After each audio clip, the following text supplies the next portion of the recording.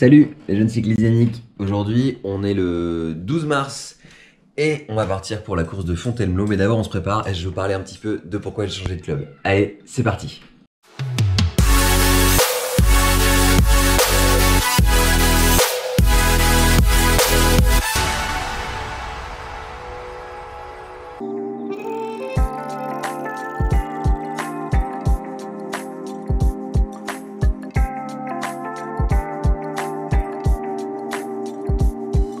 Alors vous avez été nombreux à me demander mais pourquoi est-ce que j'ai choisi de changer de club. Surtout que c'est cocasse, ça fait depuis 2019, ça faisait depuis 2019 que j'étais au PCO, c'est une décision tu vois qui globalement a quand même pris du temps à se réfléchir, mais je vais vous raconter un peu l'histoire. C'est-à-dire qu'en 2019 j'ai démarré la compétition au PCO, c'était ma deuxième vraie année de vélo. Et à cette époque-là, en réalité, j'ai rejoint le PCO parce que je connaissais des gens qui y étaient. Moi, je trouve ça cool, c'était le club de ma ville, donc c'était tout à fait logique que je rejoigne le PCO, ça avait du sens. C'était vachement pratique. Et moi, c'est un des conseils que je donne aux gens qui débutent dans le vélo en compétition, c'est d'aller choisir le club qui est près de chez eux. Ça leur permet de participer aux entraînements collectifs. C'est beaucoup plus simple de faire comme ça.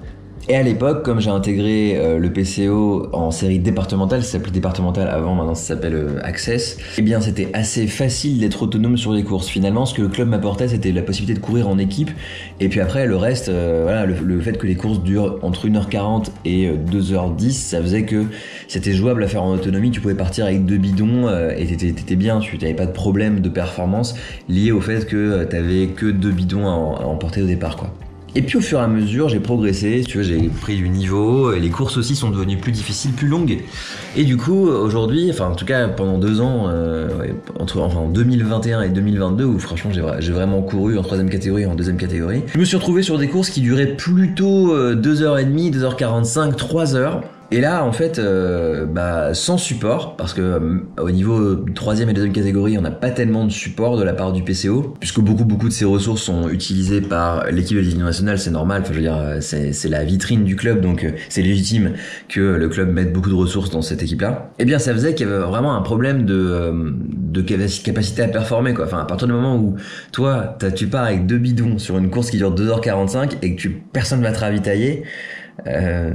C'est un peu compliqué. Arrivé à la mi-saison, je pense que j'étais pas le seul à un petit peu avoir fait le tour au PCO. Il y a 2-3 gars qui aussi avaient pour projet de partir. Et j'ai appris que Bruno, que vous avez vu du coup dans la vidéo précédente, qui est un ancien DS bénévole du PCO, qui était DS bénévole du front 2 de l'équipe de division nationale, devenait DS d'un autre club que je connaissais pas du tout. Et du coup, j'ai contacté Bruno et de fil en aiguille, en fait, j'ai appris que plein d'autres gars du club, notamment Pierre, Louis, Thomas, et aller rejoindre Bruno également. Et du coup, c'est un petit peu comme ça que ça s'est monté, cet effectif-là. En tout cas, j'espère que personne n'est déçu, qu'il n'y ait pas de drama de ouf, quand que ce soit engueulé ou j'en sais rien, que j'ai claqué la porte, énervé. Non, pas du tout. Je veux dire, moi, le PCO, j'adore ce club. C'est vraiment, je pense que peut-être qu'un jour j'y retournerai, tu vois. Mais voilà, c'est juste, à un moment donné, on est arrivé à un stade où c'était difficile, avec ce que le club pouvait proposer, de performer à notre niveau, quoi. Bon allez, il est 11h35, 11h40 et je descends pour retrouver Javier qui m'amène encore cette semaine. Et pour une fois, c'est moi qui suis en avance, je suis pas peu fier. Je sais pas quelle heure il est, attends je vais vérifier. Il est 39, j'ai 1 minute d'avance. Écoute, super, hein, c'est tant mieux, je veux dire. Là on a à peu près 1h20 de route, du coup on aura largement le temps de discuter et de parler un peu de la course. Ok, du coup on est dans la voiture avec Javier, on arrive dans 10 minutes. On a pris le temps de papoter un peu pendant le trajet. Du coup, aujourd'hui, c'est un parcours assez plat dans la forêt qui devrait nous prendre 2h20 à peu près. Enfin, si tout se passe bien avec la vitesse à peu près ce que j'estime qu'elle va être, c'est-à-dire à peu près 41-42 km/h, je pense. Aujourd'hui, force en présence, il y a 2 clubs qui sont très représentés. Il y a le club de Fontainebleau qui est le club organisateur et le PAC 95. Comme d'habitude, ils sont toujours très nombreux sur les courses Open 1, Open 2. Faut juste qu'ils se roulent pas dessus l'un sur l'autre. Voilà, faut pas qu'ils se roulent dessus, donc on verra ce qu'ils décideront. Mais c'est pas eux qui m'impressionnent le plus aujourd'hui. Aujourd'hui, ce qui m'impressionne le plus, c'est l'équipe de l'Entente Aulnay-Drancy, qui s'appelait avant VCAB. C'était l'équipe du Bourget. Ah ouais? Ouais. Okay. Eux, ils ont des gros coureurs, donc, notamment ils ont Serkan. Ah mais oui. Serkan, c'est un ancien premier cadet, donc c'est pas une merde. Et ils ont Guy de Gouville qui est costaud aussi. Enfin, en tout cas, moi je l'ai vu plier un peloton l'an dernier en deuxième KT, donc c'est un bon coureur. Ensuite, il y a quelques mecs qu'on a vus à l'œuvre sur la course Satori, notamment Bastien Devido qui fait deuxième à Satori, il sera là aujourd'hui. Donc lui, à mon avis, il est en forme et il pourrait nous faire du mal. Il pourrait partir, lui. Ouais, voilà, c'est ça. Et après, bah, il y a nous, quoi. Il faut qu'on essaie de bien performer. Je pense qu'on n'a pas un effectif dégueulasse. All in for Luigi. Ouais, on va essayer de rouler pour Louis. Black. On va essayer de rouler pour Louis, qui est notre sprinter. Donc c'est le gars avec les manchettes rouges sur la course Satori, qui est clairement le mec le plus rapide, quoi. Au sprint, je pense qu'il nous plie tous. Donc, en fait, le résumé de la course pour nous c'est simple, c'est arriver au dernier kilomètre et emmener un mec qui fait presque 100 kg le plus lent possible. C'est ça, ouais. Il faut qu'on fasse les étages de la fusée et lui il fait le dernier étage. Alors Louis, ce qui est bien, c'est qu'il a beaucoup de puissance, il a une grosse vitesse de pointe. La question, c'est le truc qui est vraiment important, c'est que comme il n'a pas forcément un kick de ouf, il faut l'amener très vite pour qu'il puisse pas être dépassé. Parce que si jamais c'est un démarrage sur les 50 derniers mètres, il est possible qu'il se fasse battre. Il faut lancer le TGV. Ouais, voilà, tu lances le TGV et après, voilà, on peut plus rattraper. Il écrase, hein. Il faut lancer le TGV. Donc il faut absolument qu'on soit là pour l'aider, pour qu'il puisse remporter la course, quoi. Donc voilà, ça va être ça. Donc il y aura peut-être des échappées quand même, parce qu'il faut aussi faire la course, quoi. Mais à mon avis, pendant la première heure, moi je vais rien faire de particulier. Je pense que toi, Javier, non plus, tu feras pas grand-chose. Non, mais c'est cool de... Moi j'aime bien rouler pour des potes. Ah ouais, carrément, parce que ça me donne un objectif, tu vois. Je me dis, même si je gagne pas la course, j'ai quand même un truc à faire, tu vois. Bon, après, il faut que Louis crève pas. Il a déjà crevé 2 fois cette saison. Il faut moi que je crève pas. T'as tes petits objectifs perso. Ouais. Mais si t'arrives quand même à tout donner pour un pote, enfin, c'est marrant parce que tu sacrifies toutes tes chances, que j'en ai aucune de gagner. Mais tu sacrifies tout pour te dire, il faut que mon pote il arrive le plus lent possible. Et ça, c'est... S'il accomplit ça, il a des vraies chances de le faire, ça c'est trop cool. Ouais. Bah, objectif du coup c'est d'être premier ou deuxième ou aller dans les toutes premières positions au dernier virage et d'avoir Louis dans la roue. Voilà. Louis, tu connais la course? Ouais. Donc, il y a 60 bornes où vous bougez pas une oreille, quoi. Ah ouais, bah ouais. Par contre, Les 60 premières, on bouge pas. Ah bah non. Attends. S'il y a une échappée, faut essayer d'aller dedans quand même. Mais eux deux, faut pas qu'ils bougent parce qu'eux vont vite au sprint. Donc tu es en train de me dire, c'est à moi, Nico et Pierrot Pierre. de se faufiler dedans, quoi. Mais il faut qu'il y ait 10 mecs. Ouais. 5 mecs, c'est même pas la peine de On bouger. tourne ou pas? Hein? On tourne dans l'échappée ou pas? Juste, oui, alors il faut toujours dans une échappée, toujours tourner pour maintenir l'échappée. Un petit Mais truc. en dedans, voilà, un petit relais, un petit relais. On se vole pas, on réfléchit que derrière il y a les autres, quoi. Tu prends pas les relais pour creuser, tu prends les relais pour maintenir l'échappée. Ok, Mais pas pour creuser, ok? ça roule. Et puis après, on verra après. Donc après ces paroles de sagesse de la part de Bruno, 3 petits conseils qu'il nous a donnés avant le départ, eh bien nous y voilà au départ de cette course de Fontainebleau. C'est la deuxième course de l'année, nous sommes le 12 mars 2023.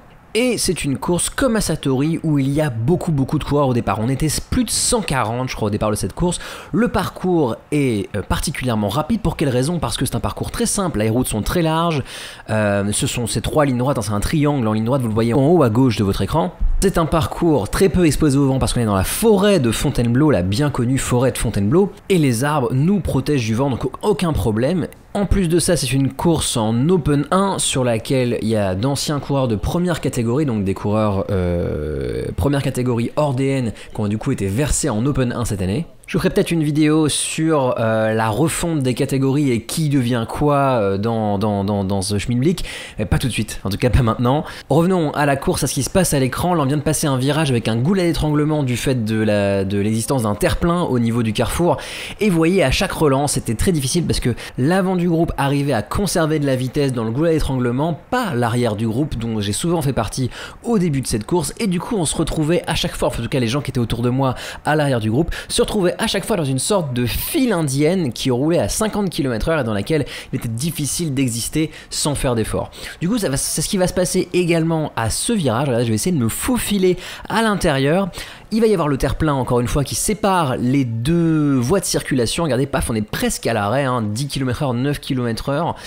Et là, il faut redémarrer à bloc, puisque derrière, l'avant du groupe relance très fort. Et du coup, il faut arriver à survivre et à rester dans le groupe à ce moment-là. Vous voyez, vous allez voir que sur ce premier tour, déjà, je suis presque détaché du peloton. Regardez là, il y a 4 vélos devant moi, hein, c'est assez sinistre, et je dois remonter à chaque fois, et ça va être comme ça pendant une trentaine voire une quarantaine de kilomètres où je vais, j'ai choisi de rester à l'arrière, mais en même temps c'est un choix un peu funeste, parce que si jamais j'avais pas la caisse pour rester dans le groupe à ce moment-là de la course, j'aurais pu me faire éjecter immédiatement dans les premières phases de cette course. Bon, fort heureusement, je vais arriver à tenir, parce que je vais être malin, parce que je vais laisser les autres faire les efforts à ma place, parce que je vais surfer un peu dans les roues, regarder à ma droite, je vais profiter un petit peu de la protection que m'apporte le coureur de Fontainebleau. Mais voilà, dans ce début de course, c'est un peu difficile, je souffre un peu à l'arrière du peloton, et en plus je sers pas à grand chose pour l'équipe, mais vous allez voir, je vais me rattraper dans la suite de la vidéo. Avant ça, je voulais vous montrer un truc fun, là, c'est des images qui ont été tournées par un pote qui s'appelle Thomas Paradella, et il était sympa de m'envoyer ces images de GoPro, et le coureur qu'on voit juste devant, là à droite, bah c'est moi, et ce qui va se passer, c'est que dans les secondes qui suivent,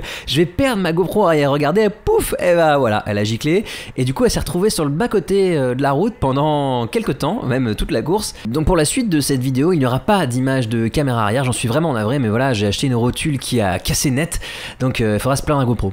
Allez, reprise des images que j'ai tournées moi-même. Donc là, on se trouve au 40e kilomètre. Ça fait presque une heure que la course se déroule, 55 minutes environ. Et là, ça commence à bouger un petit peu. Et j'avais dit que je ferais pas grand-chose pendant la première heure. Or là, la première heure est passée. Il y a une échappée qui a pris le large. Ils sont une dizaine. Et Bruno l'a dit au début de cette vidéo. Si l'échappée, ils sont 10, il faut qu'on soit dedans. Et là, on n'était pas dedans. Donc on n'est pas dedans. Du coup, il y a plusieurs manières de faire. Soit on roule contre l'échappée, ce qui est un petit peu, je pense, qui est pas forcément très productif à 50 km de l'arrivée. En tout cas, si on veut garder de l'énergie pour la fin de la course, il y a une autre manière de faire, c'est de prendre un contre. De prendre un contre, mais de le faire de manière maligne, c'est-à-dire sans vraiment attaquer. Juste en prenant les roues du contre, regardez par exemple, là j'attaque pas vraiment, hein, je prends juste les roues des mecs qui vont vers l'avant, et je ne cherche pas à les contrer particulièrement. Je me dis, bon voilà, si je garde les roues de ces mecs-là, peut-être bien que ça va se détacher derrière moi, peut-être bien qu'on va former un contre, et peut-être bien que je vais pouvoir remonter sur l'échappée grâce à ce contre. Donc là, je fais vraiment en glissant, regardez, je garde vraiment la roue de ce coureur du VC Arpajon, le 104, qui regarde derrière lui pour savoir s'il y a une séparation vis-à-vis du peloton. Et moi, comme dans la vidéo que j'ai tournée à Saint-Jean-de-Mont, je reste opportuniste. Je prends les roues tranquillement et je regarde s'il n'y a pas d'autres mecs qui veulent relancer, mais je ne relancerai pas moi-même, en tout cas pas avant d'être certain qu'il y ait vraiment la possibilité de créer une séparation très nette. Pour le moment, c'est pas le cas, alors je vous le dis, on le voit pas à l'image, mais pour le moment, c'est pas le cas, donc je vais vraiment attendre que ça bouge nettement. Et là, celui qui bouge devant, c'est Serkan Olgun. Serkan Olgun, c'est ni plus ni moins que 12 top 10 en première catégorie et élite, donc là, clairement, on est sur du gros client, et il va se mettre à rouler à l'avant du peloton. Alors, je sais pas du tout s'il cherchait à sortir solo, il pensait avoir un écart ou pas, ou si il voulait juste faire rouler le peloton un peu plus vite pour pouvoir se rapprocher de l'échappée. Moi, je vois qu'on arrive assez proche de l'échappée, dans sa roue, je dois mettre 400 watts, donc clairement il est en train d'envoyer ses verres. Et là je me dis, je suis proche, est-ce que je pourrais pas faire un big brain move et remonter solo sur l'échappée, donc faire partie de l'échappée sans amener qui que ce soit avec moi. Quelques secondes plus tard, je vais voir qu'il demande un relais, il se met à relâcher un petit peu son effort, et là je me dis c'est le moment quoi, c'est le moment, bim, j'y vais, je me lance. Et je vais essayer de partir solo. Là, ce qui est marrant, c'est que personne n'a pris ma roue immédiatement. Personne n'a choisi de prendre ma roue. Donc là, je vais être détaché tout seul. Je regarde absolument pas derrière moi. Ça m'est complètement égal. Et là, je me lance dans un effort qui ressemble un petit peu à celui que vous avez vu sur la Garenne-Colombe 2022. Effort type PMA. On essaie de rouler le plus vite possible pour pouvoir rattraper l'échappée. Échappée qui roule déjà à bonne vitesse. Donc là, je suis un petit peu seul contre les 10 de l'échappée, mais aussi seul contre tout l'avant du peloton qui, à mon avis, n'a pas vu d'un très bon œil que je cherche à faire le jump tout seul au lieu de contribuer à la poursuite. Arrivé au bout de la ligne droite, je suis très proche du groupe échappé. Regardez, on le voit qui tourne là au virage. Il doit y avoir quelque chose comme, allez, 5 ou 6 secondes d'écart, je suis plus très loin. Mais au moment d'arrêter de pédaler ici, qu'est-ce que j'entends? J'entends les roues libres de l'avant-garde du peloton. Et là, je me dis, merde, effort pour rien. Il s'agit de reprendre des forces parce que là, je suis vraiment à fond. J'ai super mal aux jambes pour pouvoir participer à la suite de la course sans exploser complètement, quoi. Allez, je vous emmène un tout petit peu plus loin. On est au 62e kilomètre. Et là, on ne le voit pas, mais il y a une échappée qui est en train de se former. Dans cette échappée, il va y avoir 4 coureurs, et parmi ces coureurs, il va y avoir un de mes coéquipiers qui s'appelle Baptiste. Vous l'avez vu dans la vidéo de Satori, c'est celui qui parlait de son bronzage. Et Baptiste, il aura bien senti le coup parce que il va prendre la roue d'un des coureurs qu'on avait identifié comme étant costaud aujourd'hui. Ce mec-là, c'est Bastien Devido, coureur du Guidon Provinois. Il a le même maillot que le coureur qui est juste devant moi, là, noir, orange et jaune. Bastien Devido, il a fait deuxième. C'est lui qui fait deuxième à Satori, donc clairement en forme actuellement. Et là, on commence à voir, voilà, il y a le groupe qui est détaché. Ils sont quatre à l'avant. Du coup, mon rôle, à partir de ce moment-là, devient un rôle de protection de l'échappée. Ça veut dire quoi, protéger l'échappée? On l'a déjà vu dans quelques autres vidéos. Ça veut dire faire en sorte que le peloton ne puisse pas accélérer de manière à rattraper l'échappée et également qu'aucun coureur ne puisse sortir du peloton pour rejoindre l'échappée. En tout cas, pas de coureur dangereux. Le but est ici de permettre à mon coéquipier Baptiste, qui est dans l'échappée, de faire sa place parmi les 4 coureurs actuellement en échappée. Donc ça nous permettrait de réaliser, si l'échappée devait aller au bout, une performance dans le top 4. Et Baptiste, en tant que pistard, étant identifié chez nous comme un coureur rapide au sprint, ça nous donne aussi de bons espoirs de victoire. Du coup, ce qu'on va faire, c'est qu'on va se placer à l'avant du peloton pour essayer de limiter sa vitesse, de limiter les velléités du groupe à accélérer pour rattraper cette échappée. Donc voilà, c'est bon, je remonte, je suis à l'avant du peloton, là, je suis dans les toutes premières positions. Je vais venir remplacer Louis, qu'on voit juste là à l'écran, qui est très grand là à droite avec le Pinarello violet. Je vais venir le remplacer parce que Louis, c'est notre sprinter. Du coup, ce qui est important, c'est que lui puisse garder des forces afin d'avoir la capacité de participer au sprint à la fin. Donc là, le but de mon remontage, de ma remontée, pardon, c'est de dire à Louis, écoute, c'est bon. On va gérer l'avant, tu peux te chiller à l'arrière et te permettre de produire moins d'efforts. Protéger son échappée, c'est vraiment, comment dire, un job un peu violent, quoi, un peu ingrat, parce qu'on doit systématiquement sauter dans les roues de tous les attaquants. Là ici, par exemple, je suis dans la roue encore une fois de Serkan, et dès qu'il va me demander un relais, il va voir que c'est moi, il va se dire ah non, encore lui. Sauf qu'ici, pas question d'initier un nouveau contre, le but c'est vraiment de faire ralentir le groupe, donc là je vais me mettre à l'avant et plus trop pédaler, quoi. Tous les autres coureurs vont vouloir se venger de cette stratégie de sap, donc tous les clubs qui ne sont pas représentés à l'avant, à savoir le PCO comme Alessandro Pires qui est juste devant moi, la CBB, le club de Lani, tout cela, ils vont vraiment nous en mettre plein la gueule pour pouvoir soit remonter sur le compte, soit faire accélérer le peloton et tuer cette échappée dans l'œuf. Évidemment, il a fallu qu'on s'explique, que j'explique que j'avais un gars devant.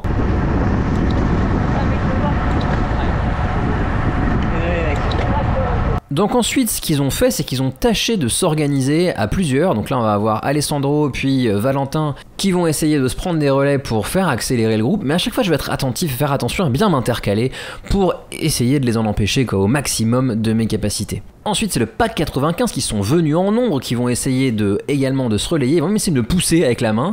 Je lui ai dit de garder ses mains sur son cintre, parce que je peux gêner, mais par contre, tu n'as pas le droit de me toucher. Évidemment, ça va créer son lot de frustration. Après, je pense que c'est la course. Il faut arriver à mettre de côté les émotions qu'on ressent et essayer de comprendre pourquoi les adversaires font ce qu'ils font. Je veux dire, ils font pas ça parce qu'ils vous détestent, ils font ça parce que c'est le jeu et parce qu'ils veulent gagner la course à la fin. À force de travail, d'efforts conjoints et malgré tous mes efforts pour essayer de les en empêcher, finalement le peloton va remonter sur l'échappée. On les voit, ils sont juste là tous les 4, et là à 12 km de l'arrivée, je suis en position pour continuer à mettre la pression. Écoutez. Allez les gars,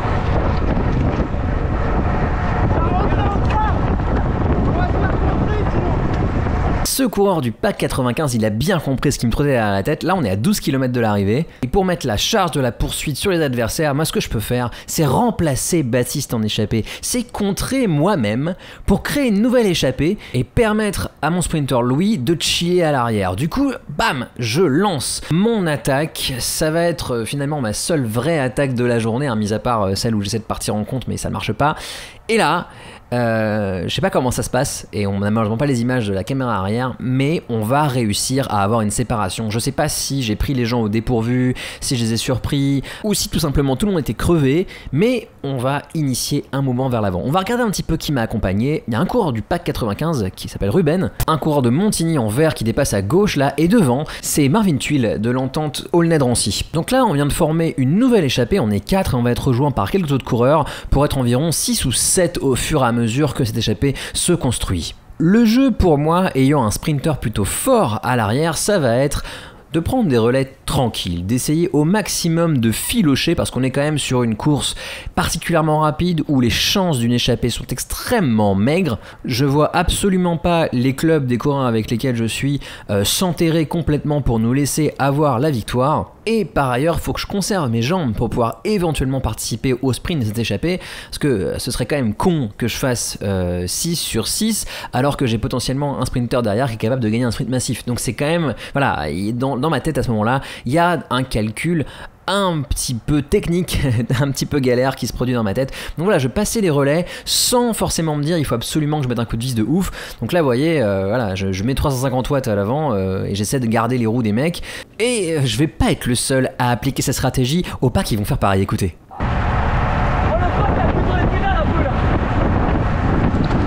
Celui que vous venez d'entendre, c'est le coureur d'Argenteuil qui vient de me dépasser par la gauche. Il s'appelle Frédéric Ramon. Il a remporté le championnat Île-de-France 3e catégorie l'an dernier et il est clairement pas venu pour laisser crever l'échappée. Quand ça se passe comme ça, faut garder la tête froide et faut continuer selon son plan. Voilà, mon plan, c'est vraiment d'essayer de mettre pas trop d'énergie dans cette échappée parce qu'on pourra avoir besoin de moi sur le dernier tour pour placer Louis, donc je vais essayer de surfer au maximum. Regardez, je surfe dans la roue du mec de Montigny, je vais le laisser faire l'effort pour garder la roue de Fred Ramon tout en me permettant de moins en faire. Là je vois qu'il se retourne et qu'il s'énerve un petit peu. Pour conserver un petit peu notre inertie, je vais faire un tout petit relais, voilà, hop, je passe tranquillement, juste ce qu'il faut pour garder un peu de cohésion et essayer de rattraper Marvin qui lui s'est fait la malle 500 mètres avant. Voilà, c'est vraiment marcher sur des œufs quoi. C'est comment faire pour que cette échappée elle persiste pour pouvoir donner un peu d'air à mes coéquipiers à l'arrière tout en conservant mon énergie pour participer à un éventuel sprint et aussi pour pouvoir aider mon sprinter dans l'éventualité où l'échappée serait reprise. Ça fait un sacré paquet d'éléments à garder en tête dans cette situation de course qui est particulièrement touchy quoi. On va arriver à se relayer correctement pour une bonne partie de cet avant-dernier tour, jusqu'à arriver à un instant où on va presque être repris par le peloton. Je dis presque parce qu'en réalité, à la faveur de la relance qui arrive juste après ce virage là, en fait je vais me retrouver seul avec seulement Ruben dans la roue et le peloton va comme s'arrêter de rouler, s'arrêter de nous poursuivre. Donc là on est que tous les deux et c'est assez cocasse parce qu'on roule pas très vite et pourtant le peloton ne remonte pas sur nous. Là on se repose hein, quoi à la limite hein. Et on va se parler un petit peu, écoutez.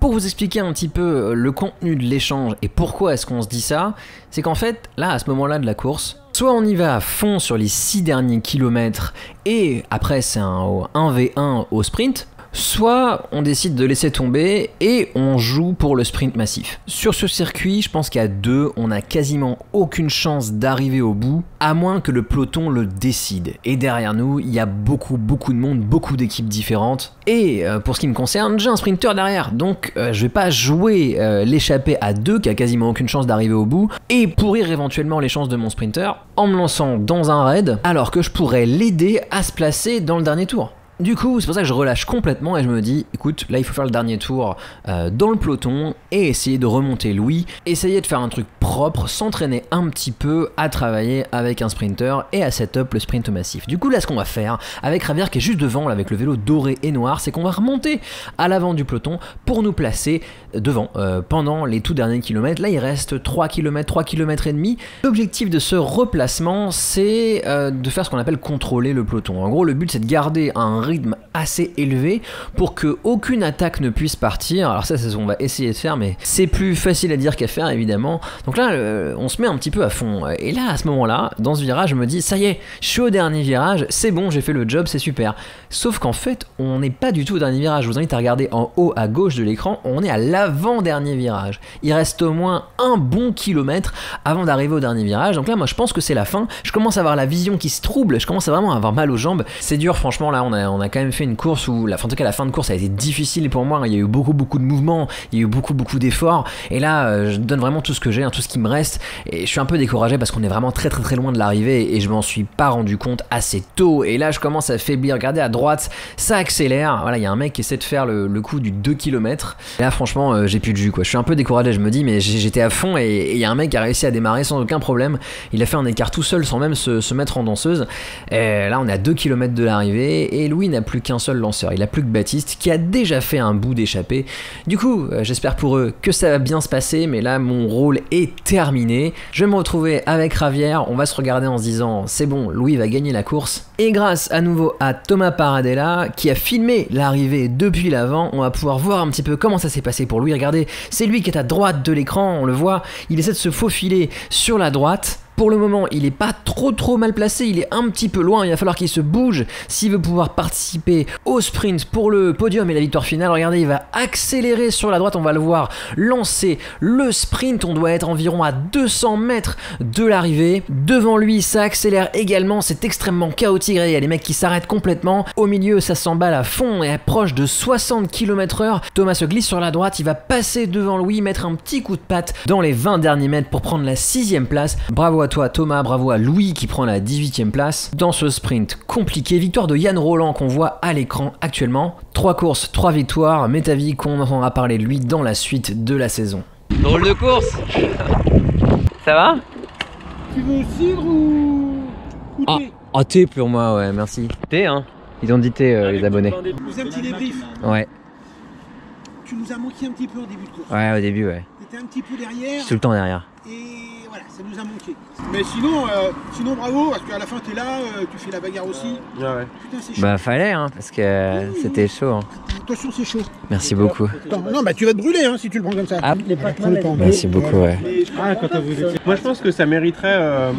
Je trouve que ça mériterait qu'on soit plus là dans une course comme ça. On aurait pu être plus ensemble. Le positif, c'est qu'on s'est tous retrouvés. Ouais, c'est super beau. Ça, c'est bien. Grave. Après, on s'est retrouvés un peu tôt. On le saura pour la prochaine fois. Et quitte à se laisser dépasser par des mecs qui sont un peu fifous là. Et on se met dans les roues et après on remonte dans le vent parce qu'en fait il y a toujours le temps, ça se réétire un petit peu quand ça vise. C'est pour ça que la ligne droite est tellement longue ici. Ah ouais. Et en fait, genre, après, il y avait moyen de se replacer pendant un c'est truc. ça. Et tu vois dans la petite cuvette en bas là, ça réétire un peu. Vu que ça tourne à gauche, bah, ça ouvre à droite, donc tu peux passer dans la largeur. Et là, si on est 4 un peu frais, là on met un coup de vis. Personne peut nous faire chier en fait. Ouais, parce que même, moi j'étais à bloc et genre c'était facile pour les mecs d'attaquer. J'étais à fond, j'étais cuit. Moi tu vois quand tu t'écartes, j'essaie de prendre un relais mais je suis cuit. Et en fait, d'ailleurs je me retrouve dans les roues. En fait je fais comme ça. C'est facile. Ouais, j'étais à fond et je vois le mec qui démarre tout seul facile. Genre en mode à droite, je suis là. Je suis dégoûté. Il m'a humilié le gars. Après moi ce que je retiens c'est qu'on a quand même fait un beau train. Ouais. Et tu vois, ça marchait bien quoi. Moi, ce qui compte, c'est qu'il y a une bonne ambiance. Et puis bah, aujourd'hui, ça s'est bien passé. On progresse. On a progressé par rapport au week-end dernier. C'est le principal. Hein. Ouais. Ça la fout mal hein, quand même, hein, ton truc. Hein. Puis ça passe pas à la télé là. De quoi? Ah. Ouais, les mecs, ça y est, vous avez bien quoi? Je flouterai.